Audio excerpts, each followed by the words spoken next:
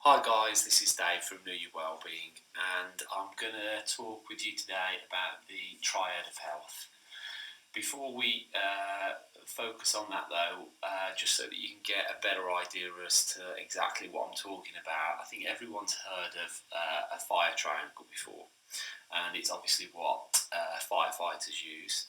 So if they arrive at a fire, then basically there's these three ingredients, and they need to remove at least one of them in order to put the fire out.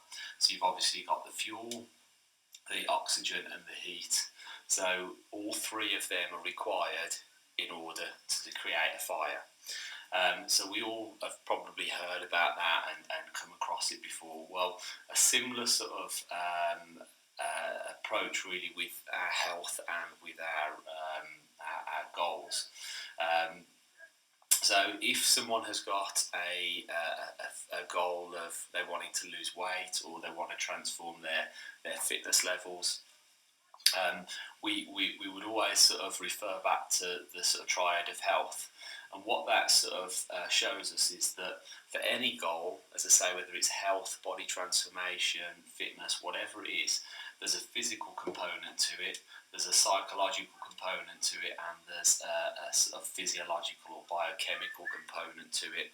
And in order for you to have success, we have to hit all three of those areas. Now, some people might need more work in terms of their physical conditioning. Their psychological sort of conditioning might not be in need as much, so they might have a really strong, good mindset. And their food or their physiology might be fairly good as well, but it's this that we need to address. But as a general rule, we need to focus on all three of them in order to have a successful outcome. I'm sure you've all heard of the major sort of slimming clubs that are out there, and I think they have got better over the years. But quite a lot of them, and even I've even had clients who I've spoken to recently have told me that they've been told not to exercise because of how when they're exercising it affects their results on the scales.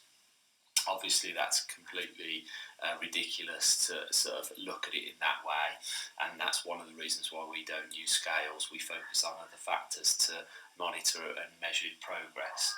But going back to this, it's really important that we don't just address the physiological, the nutritional component of a weight loss goal. We have to address the physical and the psychological.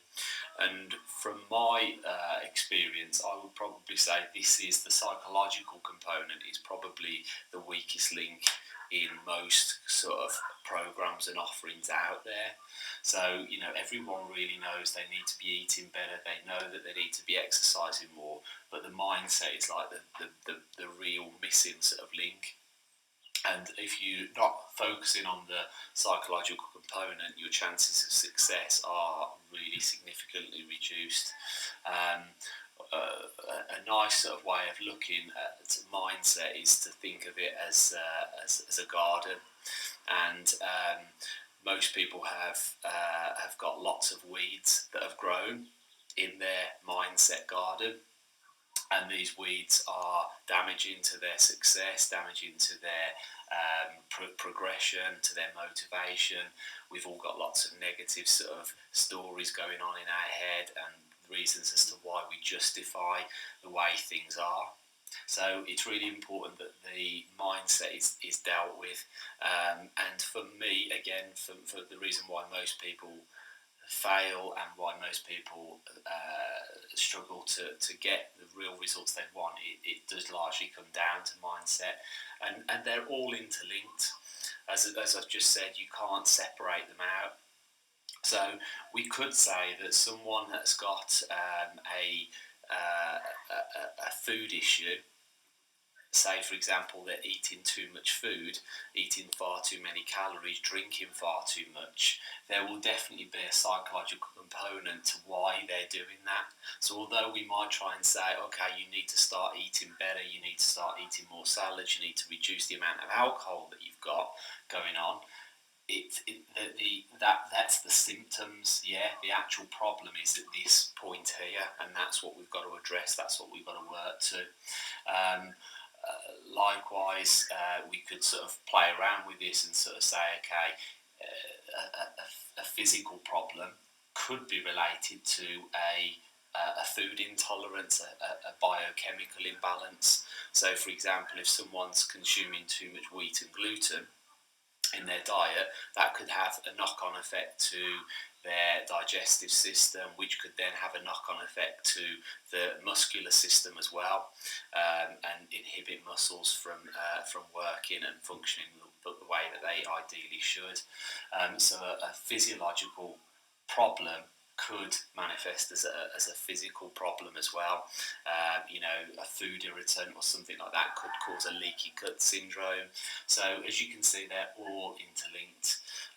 You've only got to take someone who is depressed, so that we would say is a psychological problem, a psychological issue, but it massively affects their physical appearance. So you could describe someone who is depressed quite easily, couldn't you? It would be that their shoulders would be down, their facial expressions would be very specific to someone that has that depressed state, versus someone who is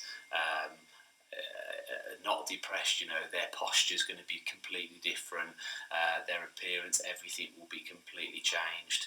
So I just wanted to get that out there, so that if you are struggling and you've been trying to exercise, but perhaps maybe you can't stay on track and you're struggling, it could be that you're not addressing one of these other components of the Triad of Health.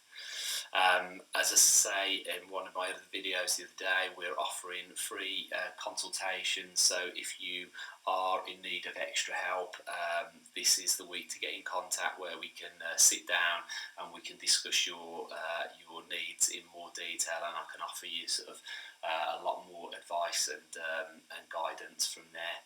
Thanks a lot.